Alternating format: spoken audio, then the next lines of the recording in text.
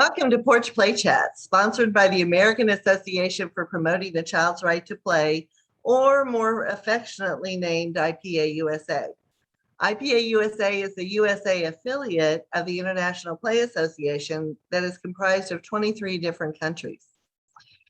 As part of our efforts to promote play, we're happy to introduce Porch Play Chats. And these are just conversations with people who are as passionate about play as we are. You can find the latest Porch Play Chats on our website at IPA-USA.org. And we release one every Monday on our Facebook page and our YouTube channel, which you can subscribe to in that top left of the IPA-USA.org. I'm Deb Lawrence, and I'm the president of IPA-USA. And with us on the porch today is Lisa Murphy, one of our board members. Hi, Lisa. I muted myself because somebody was mowing their lawn, but it's nice to be back. Thank you. Yeah, Lisa's a co-facilitator with me on these Porch Play Chats, and I couldn't do it without her. And with us today is Richard Cohen. Richard, we're so happy to have you. Hello, it's so good to be here. I'm so excited. I did not know it was possible to mute Lisa Murphy. I know. Oh, it happens once in a blue moon. Wow. And occasionally I have to mute myself because I burst into coughing, but it's not COVID, so we're not going to worry about that. Okay. So Richard has been a proud member of the early childhood profession for almost 40 years. Richard, we must have started about the same time. I've been 45 years, so I'm a little older. He's been an infant and a toddler and a preschool and a kindergarten teacher and a center director. So we've truly come up the same path. He served in national and international early childhood leadership positions and now happily teaches community college in Connecticut because all the best people teach community college. Richard also delivers keynote addresses and sessions both virtually and internationally. And I'll put on his YouTube, Instagram, and Facebook stuff. Thank you. You're welcome. If you'll send me those links as you on the YouTube release. So today, Richard's going to talk to us about hosting the best party, facilitating children's play. I loved that visual right out the gate. I was like, I'm going to love this. Me too. I was like, oh my goodness, this is so great. So why do you say that facilitating young children's play is like hosting a party? What a very good question, Deb. I'm so glad you asked it. But, before I even answer it, let me just say, I love IPA. If people watching out there are not members of IPA, join up.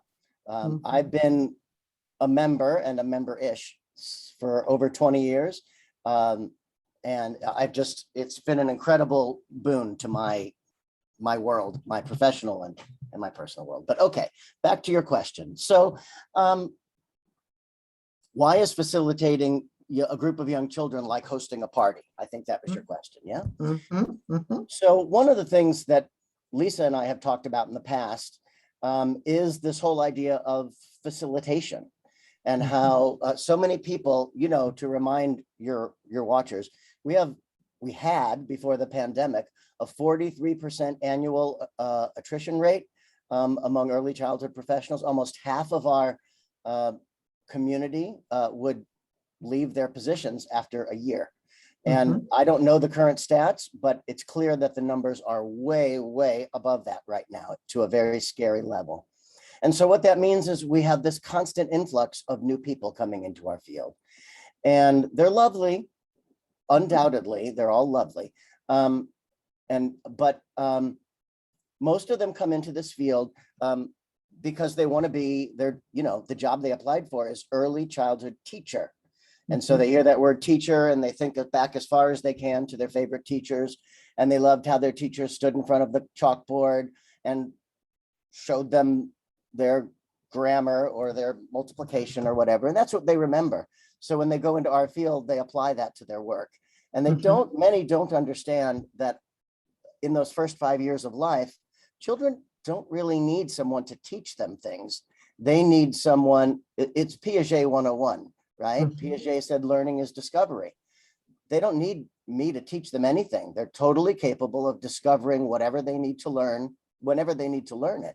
My job isn't to teach them, it's to facilitate them, it's to facilitate their discovery, right? Yeah. So a lot of times when I'm working with my community college students or with groups of teachers, sometimes I like to work in metaphors to help people access some new ways of thinking of some things. And so we talk about, what do you think is a good, well, and I would also add that, so I used to be a chief officer at the Council for Professional Recognition. And that's the organization, for those who don't know, that administer the Child Development Associate degree. And part of that is you have to write your philosophy statement. And so, you know, what do I believe about my teaching, young children's learning, et cetera. And so even with those folks, I still use metaphors to help them figure that out. So I'll ask them, you know, what's a good metaphor, do you think? Are children sponges and you're water? Oh, that looked like it was painful for Lisa to hear. Are children flowers and they're waiting for your fertilizer? You know, what is it, right? So I offer up the idea that to understand facilitation, you just have to think about how to host the best party you've ever had. And if you're in that mindset, you will, it's a leap of faith, right? Will my boss understand what I'm doing? Will the parents? But if you do that, if you take that leap of faith, you will see the children thrive and flourish. So let's explore this idea. I usually explore it with 20 or 100 people, but now I have two lovely random, maybe not random, human beings here. And I'm going to explore it with you two. So it's been so long since, I don't know, maybe not Lisa, but since most of us have been to a party. Oh my gosh, I haven't been to a party in literally years, and that is so sad. But think back to a party you went to, one that you loved. You just enjoyed yourself during that whole party, right? And think about, this is to you, right, Deb and Lisa, think about a party literally that either of you went to. And what did the host do that ensured that you had a good time at that party, right? What were some of the things? Because to be a host is, it can be intense. It takes a lot of energy from you to be a host of a really good party, right? So let me ask you first, as you think about a good party that either of you have been to in the past, and I have a pen and I'm going to take notes on what you say. I know. Lisa always has a pad of paper. Her house must be such a fire hazard, but that's another topic. So you arrived at this wonderful party that you're remembering. What I'm asking you two now, what are some things that you think the host must have done before you arrived to set the scene before you even walked into that party? What's one thing they might have done?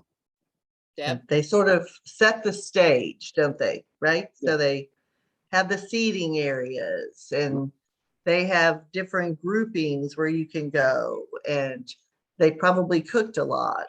And so there's food there, and they may have selected music to play. What else? That's a good start. What about you, Lisa? That's a great start. Yeah. Honestly, I'm answering from the point of view of being the host, because that's typically my role, is I'm the one preparing for the people to be in the house. It's definitely the food piece. And taking into consideration what I know about the people coming. You know, although I think there's room for the people to just drop in occasionally to where the bathroom isn't clean. If I know it's a party, you know, I tidy up a little bit. But yeah, it's definitely, if there's been like a theme, like I let people know, you know, so that if they're wanting to, you know, partake in maybe the overarching theme. I used to do a lot of, we called it the Taco Tuesday parties. And, you know, so they knew what they were going to be fed, right? So if they didn't want to be a part of that kind of cuisine, they could choose to not be a part of it. I will say accommodating dietary restrictions that I didn't know about was definitely a part of it. The seats, Deb. And also, if I knew it was a lot of people, I would, this is so preschool teacher, I would put stuff on the table for them to futz with, you know, like little blocks or little people characters, especially because a lot of times we would merge. Here's something to think of. always taking into consideration that you might be merging some of your friend groups. So are there ways for me to bridge interaction so the runners weren't over here and the preschool people weren't over here, you know, kind of ways to make everybody feel welcome, not just the people who we had a history with? I love the fidget stuff. Go ahead, Deb. I'm sorry. You love Oh, what? I was just saying, I love the fidget stuff. I don't do that at my parties, but they do have lots of food to fidget with, though. Lots of finger food. Yeah. They sure Oh, do. I would always I would put trash cans in other parts of the room.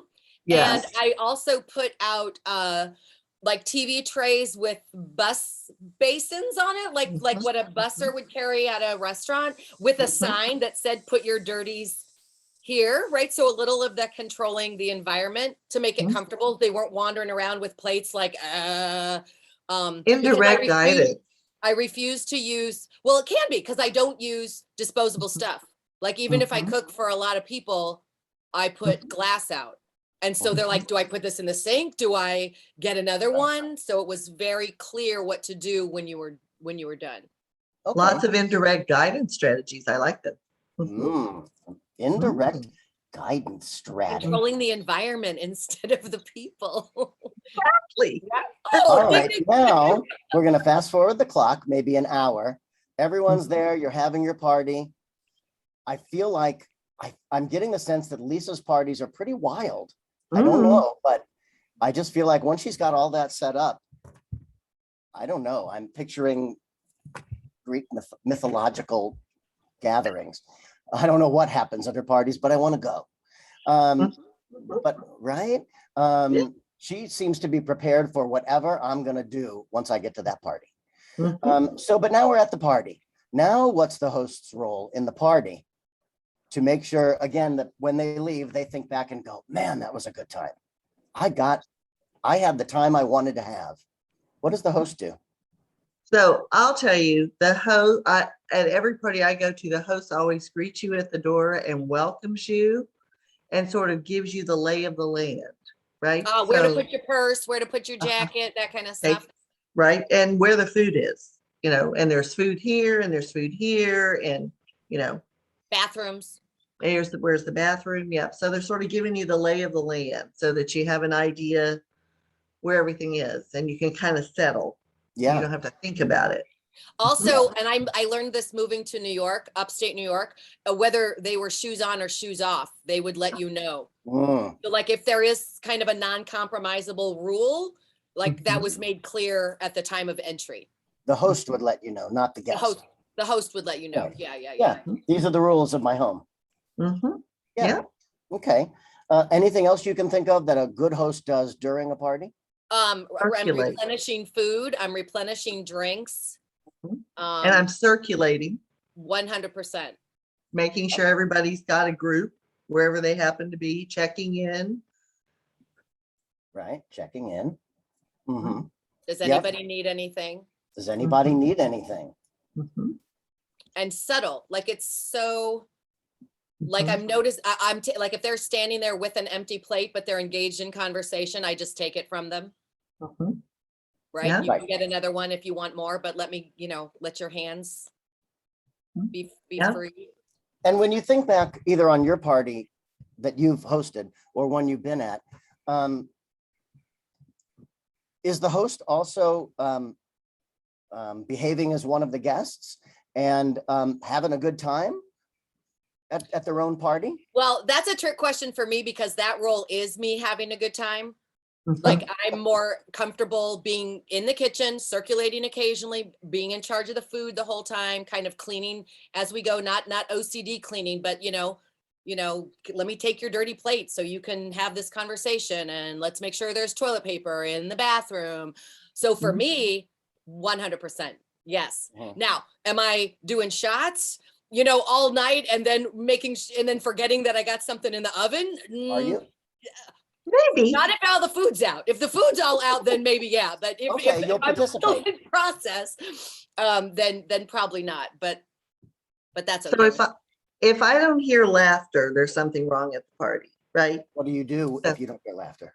I go check. Do what? I'm sorry. You go check. I go check in and say, so sometimes conversations which, happen can move over to the serious side, and that's fine. If that's what they need to have happen, that's absolutely fine. But I go check in to make sure someone's not feeling uncomfortable or because I love it when the conversation is loud and you can hear 25 different conversations happening at one time and people feel like they're included. Okay. So thank you both. We could keep going. We could make much longer Now lists. I'm missing my parties, Richard. Yes, I am missing doing shots with you, but that's again, a whole other podcast. A whole other workshop. Yeah. But okay, yes. So both of those lists that you all just generated so readily, we could keep talking and we could make them longer and longer, right? We just barely scratched the surface. But, as I said, when I started out, I like working in metaphors. So for me, for anyone who's listening or watching, hopefully you've already realized this and have been looking for this. But of course, everything that Deb and Lisa just said are metaphors for the role of the early childhood professional in an early childhood space, an early childhood program, right? They're exactly what we would do as a facilitator of young children. So let's think back on some of the things you said. You can jump in with some of them and point out your metaphor. And I also have some notes here about some things I noticed. But as the good facilitator I am, I'll let you two start. Well, to me, it's the 100% controlling the environment, which, it's not patty on the backy, but that has been so ingrained in my work since almost day one, not day one, but since almost day one, that it's so second nature that it spills over, I think, into other parts of your life with it, because it works. So why would you not have that control the environment versus the people? If I want you to take your shoes off, I probably have a sign on the door that says, please take your shoes off. So it doesn't sound like I'm accosting you when you walk in the house. How much can the environment serve as those gatekeepers and bumpers so that our adults aren't stressing? Right.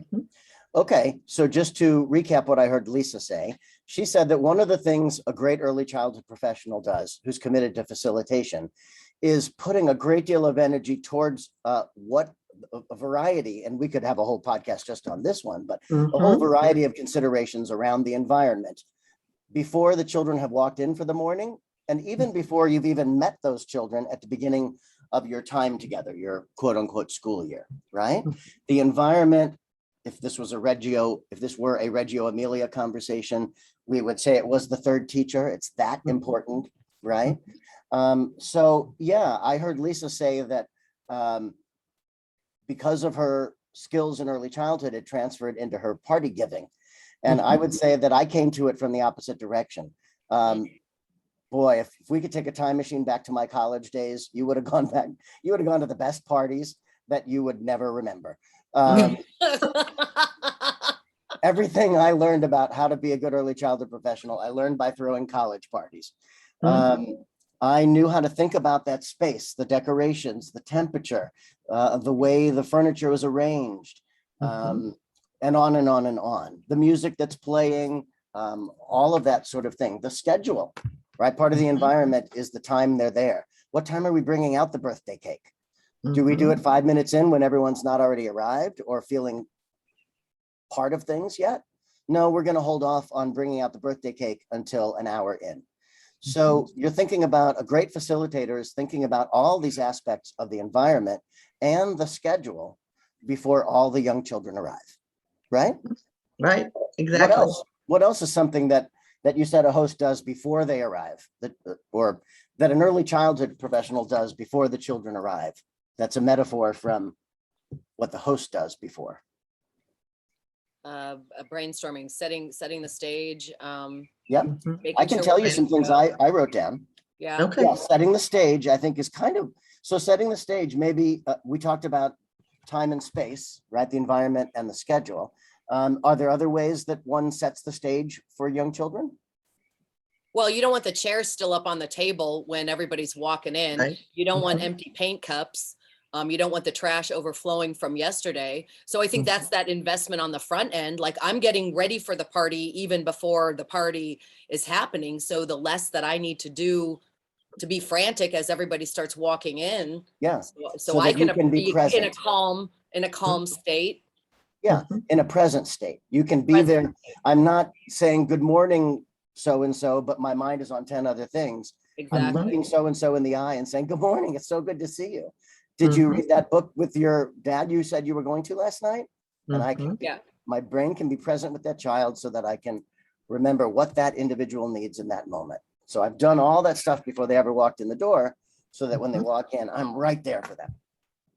Well, and that's also recalling and remembering then, what did happen yesterday that I can have in my tool belt to keep something perhaps going, which might, differ. Like that kid, one kid might not need me to meet him at the door asking about the book. Maybe the other kid needs me to wait until snack time to ask about the book. But I know in my brain that making a connection on asking about that book is something that that child might need from me, but at different times during the day, right? Yep. So before a party, I want to have a couple conversation starters with the group of people that are coming in case there is that lull, that maybe I can get something rolling again for people and then back out, which is my role with kids anyway. Like you might get it rolling, but I'm looking for an exit right away because I want them to own that conversation or that play episode. Okay, so I heard a couple of things in what you just said, Lisa. One is what you do beforehand, and you said it as the party host. You take into consideration the people who are coming. Yeah, that's what I was going to bring up. Exactly. So we could call that in our world individualizing curriculum, right? Making sure that each child has what they need as an individual to thrive, what they might want, and that and then once they're there, that we are scaffolding. We are giving them each the right challenge for them. We're giving them all the materials that they need to, if it were a party, the answer might be to have a good time. But in my classroom, it might be to learn, to thrive, to feel welcome, to discover something, whatever that goal is.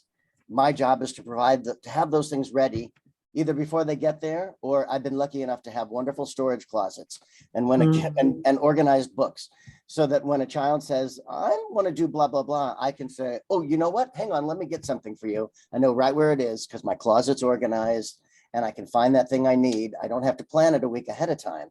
And that's, by the way, also something we might call emergent curriculum, right?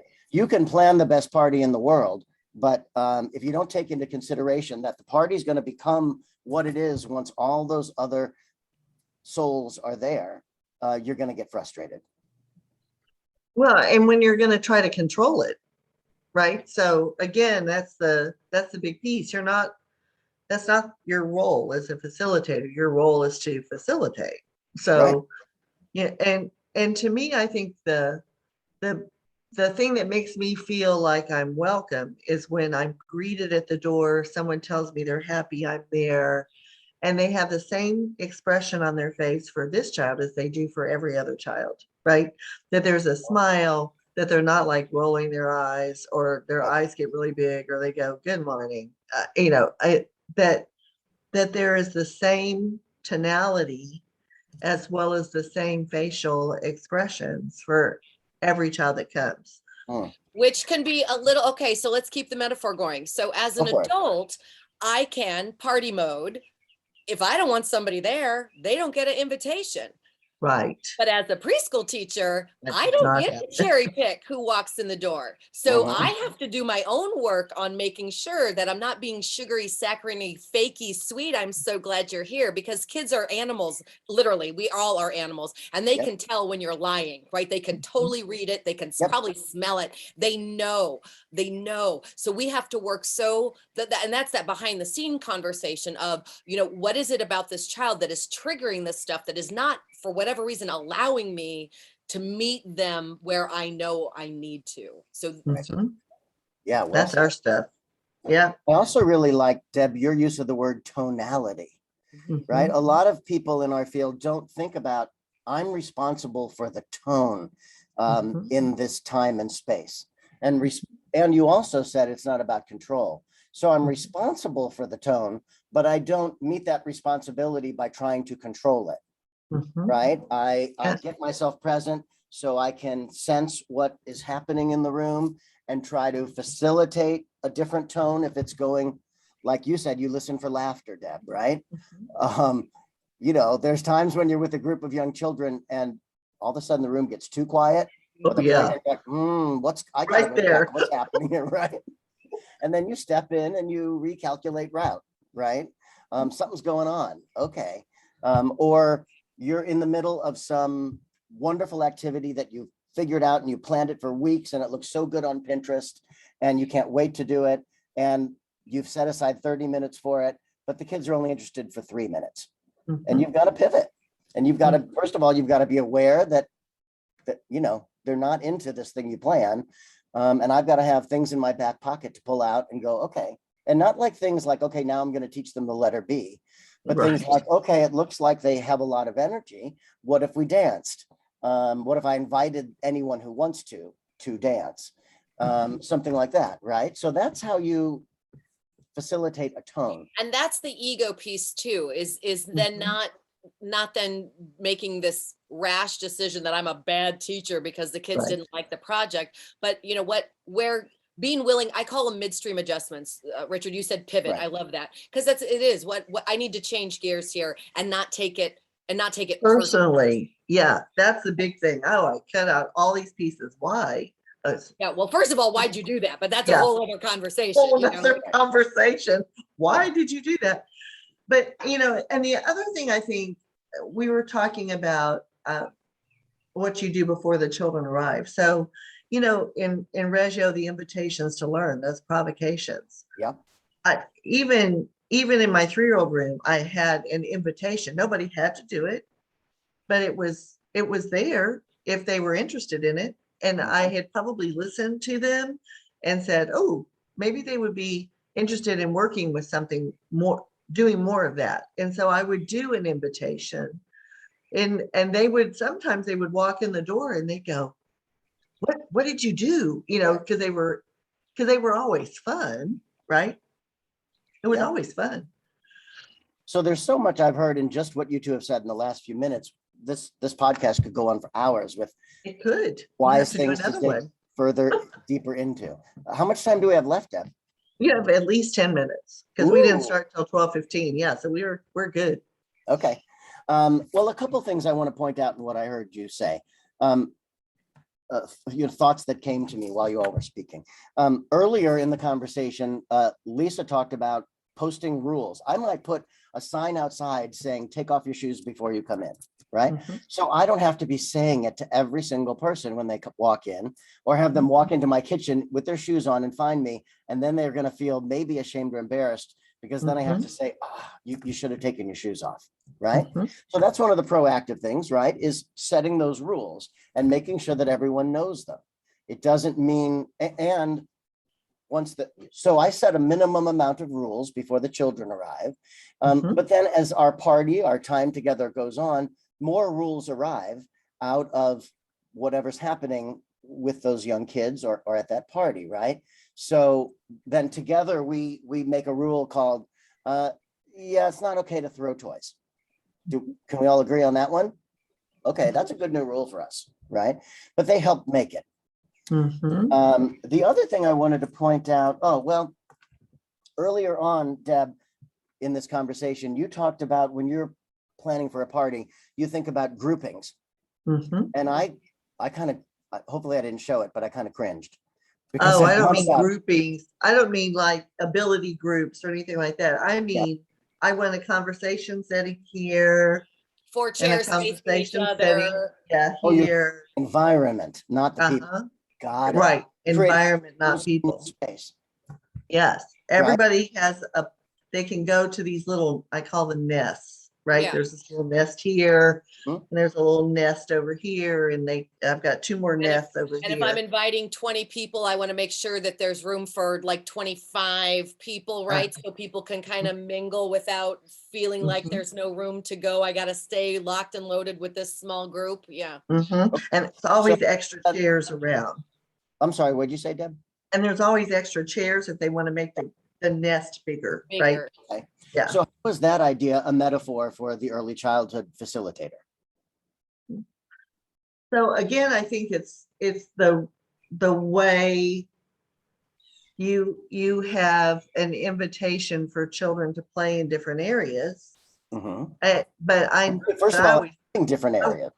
yeah, right. Well, I always made the areas bigger. I didn't limit the number of children in them. So if everybody was into blocks, I just moved the shelves back. Right. And so, there can be, a teacher can say, oh, well, here's, the block area, and the blocks can't go to the sensory table or to housekeeping or to dramatic play. That's not, That's what not to do. yeah, that's not what you do, because who knows what they're going to do, and you might be really interested in what they actually were creatively able to do when they move something someplace else, right? Those centers lines are for us, not, and parents, not really for children. They don't see that. Well, they're there as a metaphor for groupings, for having your space divided into nests, right? Children can group in smaller groups or in according to their interests, right? But I also want to just point out to your, do you have listeners or just watchers? Is this always a video cast? It will always be a video, yeah. Okay, and they'll so watch it over and over again. Listeners. Okay. So to your watchers. Deb just so casually said, and it was brilliant, but you all may have missed it because for her, it was like, well, duh, and she kept talking. But I want to go back and spotlight it because she said, if they're all interested in blocks, I move the block shelf back and make more room for it. And it was so second nature that it was a throw off as part of her, she was heading towards another point. But I want to stop on that point for a moment because that's what we call responsive caregiving, responsive teaching, right? So that means it's not my job to teach letters and colors and numbers and shapes. It's my job to be a keen observer, to build relationships so that I can interpret what I'm observing. And when I notice, I've got this hypothesis called, it looks like a lot of my kids are interested in these blocks right now. And I know that I'm empowered enough to change my room around and move my shelf. I'm not going to get in trouble for that. Then I respond to that wide interest by moving the shelf back. So I go get more blocks. And go get more blocks. And you don't need some kind of an accolade, right? You don't need to have somebody say, thanks, Miss Deb, for moving the block area. Just make it bigger and go get more blocks. Well, so what Lisa just said brings me to what I think is another really, really foundational point in my journey as an early childhood professional. And that is that to do our work well, we have to embrace that it's a position of service. We're not here to get our needs met.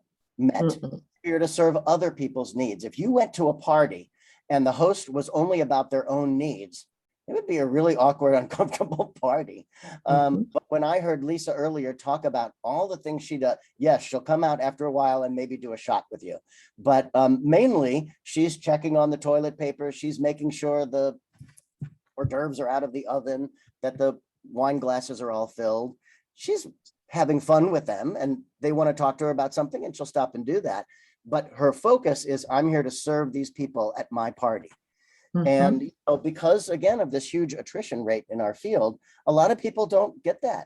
My job is to teach at children so I can check off boxes in their kindergarten readiness test versus I'm here to serve them, which means I don't get to talk to my friends on the playground, me, the teacher, to the other teachers. I'm there with the kids and I'm playing with them, or I'm just watching them and they're feeling my presence, or I'm listening and I'm realizing, oh, I can grab a book about trucks that I could put in the block area because they're all jabbering on about trucks. That's all comes out of a foundational mindset of I am here to serve. And that for me has absolutely transformed how I facilitate young children's play. It's just this idea of service. And it's almost like almost recognizing the importance of your work is to serve instead of to teach, right? That you're there to facilitate learning, not to create that learning that you drill into their heads. Right. Because the truth is you cannot control outcomes. And we live in a society where people are kind of brainwashed into believing that that's somehow possible, but you can't. And once you let go of that and you trust that the children in your care are capable and competent, they meet those outcomes and beyond. But sometimes it's scary to jump off that cliff and take that leap of faith, because you think the only way to keep my job is to control things.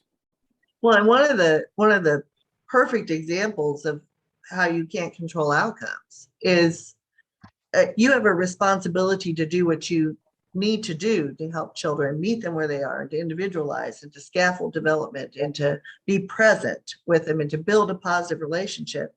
But, you know, in No Child Left Behind, the outcome was all third graders will read at a third grade level by the end of third grade. And that's not possible, right?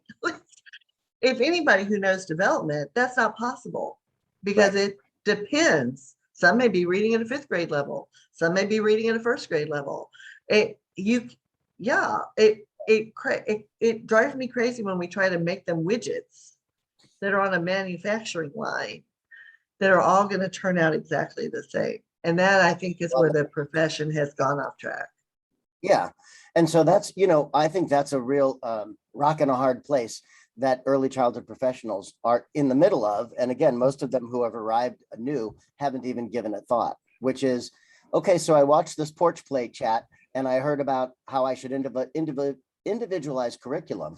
But I've also been told by my boss that all of my children need to meet these standards, right? The horrible word standards, like you just described. The goal is that every child should be standardized. That's my job. It's in my job description. So how do I have them meet these standards and still individualize? And I would say, again, that's the leap of faith. I can try to control the children in my care in hopes that that's going to be the best way to get them to meet the standards. Or I can take the leap of faith that if I create a space and a time and a set of materials that they can each interact with individually, I'm more likely to meet those standards than if I were to try to control that outcome. Exactly. That's exactly it. And, you know, the Bruce Perry learning cycle that he talks about all the time is it starts with curiosity and it leads to exploration and that leads to discovery. And then that leads to pleasure. I'm so excited. Look what I did, which leads to repetition, which leads to mastery, which leads to confidence building. You know, it just goes on and on. And if you try to artificially make children curious by today you're going to go to blocks, or tomorrow you're going to go to housekeeping. Today it's C Day, so it's our day to be curious because it's C Day. Oh my God. Well, and when you first used that word groupings, Deb, I thought you were meaning rotating children from table. Oh yeah, no. But I'm so glad you clarified that, because that is not what we wouldn't want anybody to think that. No, we would not want anybody to think our that. field. And anyone who does think that, I would invite you again to think about a party. How would you feel if you were at a party and the host said, okay, now you 5 more minutes, now you're going to go over to the dance area. 5 more minutes, now you can sit and have a conversation with people.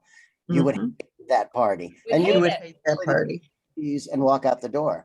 But these young children don't have the ability to leave your party. So you have to be in a position of service, because they're forced to be with you, whether they like it or not. Right. And I think the whole piece, you know, and don't gag for a minute, because I really think it's getting us in the right direction. But all the 21st century learning says, listen, people, we need critical thinkers and problem solvers and people who can interact with each other, which is the good part that I like, right? That we've gotten into this program. I don't know, Richard, if you have the same experience that I do, but when students are coming into community college directly out of high school, they do, how long should the paper be? How many words do you want? Yes. It's very, very, because they're so used to being told everything. And so you know, and when I say answer the questions in the assignment, their head explodes. Yeah. Because I'm not telling them exactly how to get an A. Yeah. And we've created that, and I tell them that, listen, to be a teacher, you have to think on your feet. You have to problem solve. You have to be critical thinkers. I'm going to help you gain that skill here. And so think about it. And they are horrified in the beginning, but toward the end of the 2 years, they're much better at it. But Well, it's a there's a long trust term. element there too, and this could take us on a whole other conversation that maybe, Richard, you want to come back though. The trust piece of that, she's not saying, I'm not saying have a good time at my party and then badgering you and berating you with stuff that you weren't expecting, right? I'm putting my money where my mouth is, and I'm making room for you to figure it out while you're here. And that takes trust and relationship and believing that, okay, she's not going to say one thing and then do something else. Like, she is bringing consistency here, so I can get comfortable here and figure out what being for in this place looks like, because she's not changing it all up on me all the time. So it might be a new experience for me to be in this classroom where somebody says go play and they really mean it, or you can stay there until you're done and really mean it. But once I realize that it's going to be consistent, then it's no longer an issue. Yeah. One thing that I'm reminded of from what you just said, Lisa, that reminds me of something you said earlier in this conversation when we were talking about the host's role during the party. You said that I'm there to see if anyone needs anything. And you emphasized that when you're doing that, you need to be subtle. And I thought that was a really key word that relates back to what you just said about early childhood professionals. I'm not looking for accolades. I'm not bashing them over the head. That's what I heard you say. Whether I'm hosting a party of adults or whether I'm facilitating a group of young children, my work has great subtleties to it in the way that I go about it. It's one of the reasons why, for example, that when I have my students go do observations, I'd much rather have them observe a quote unquote bad teacher than because the best teachers are so subtle in what they do that someone new to the field who's doing observations may not pick up on it. But if a teacher is doing the wrong things, it's really easy to spot. But also going back to Deb, to what you said about trust, that's another leap of faith. You have to take the time to let it build, whether that's days or weeks or months. One of the things that you and I have in common, Deb, is that our community college students are horrified by us when they first come to one of our classes. Yes. Grown man who is singing and making me sing. This person who already knows my name and greets me every time I walk in the door. No other professors do that. And I'm kind of freaked out because suddenly I'm being called into presence, because usually I just sneak into a classroom, but this guy knows my name and he welcomes me every time. And when I do it, and I mean it, it's authentic. To mean it. Well, and this professor walks around the classroom without shoes on. Right. The first thing I do is take off my shoes. It is authentic, but it's also an intentional strategy for me as a modeling. And it's possible for both of those things to be true. And in fact, to me, that's one of the greatest joys of being in the early childhood education field, is you bring your humanity to work. And that's literally part of your definition of being a professional. It gets really sticky and complicated, but that's why this profession is so awesome. It is the best. And that's why we all look so young. And love them and also hold them accountable and create boundaries. And both of those things are possible. They are. So Richard, this has been incredible, and you have to come back. So we do this again in January. So I'll send you dates.